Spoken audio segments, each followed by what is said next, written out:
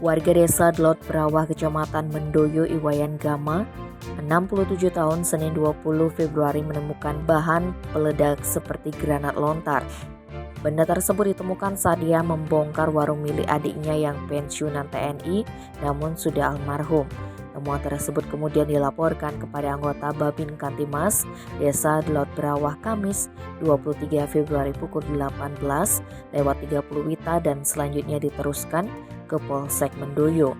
Kapolres Jembrana AKBP Idewa Gede Juliana Jumat 24 Februari mengatakan pihaknya sudah mengamankan TKP dengan memasang polis lain, kemudian berkoordinasi dengan unit Jibom Gegana Brimobda Bali.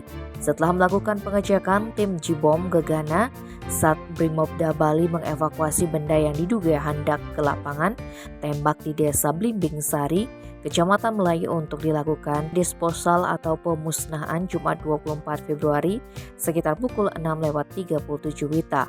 AKBP Juliana juga menyampaikan dua benda hendak mirip granat lontar ditemukan di atas plafon warung. Selain itu juga ditemukan 6 butir peluru dan 1 butir anak peluru. Dari penelusuran sambungnya, saudara dari saksi ini dulunya seorang anggota TNI namun sudah meninggal dunia. Jadi pihak keluarga tidak ada yang tahu kalau almarhum sempat menyimpan barang-barang tersebut. Temuan dua buah benda hendak ini disebutnya ada kaitan dengan penemuan hendak di dalam pot bonsai sebelumnya oleh seorang warga desa Yehembang. Tim Bali Express melaporkan.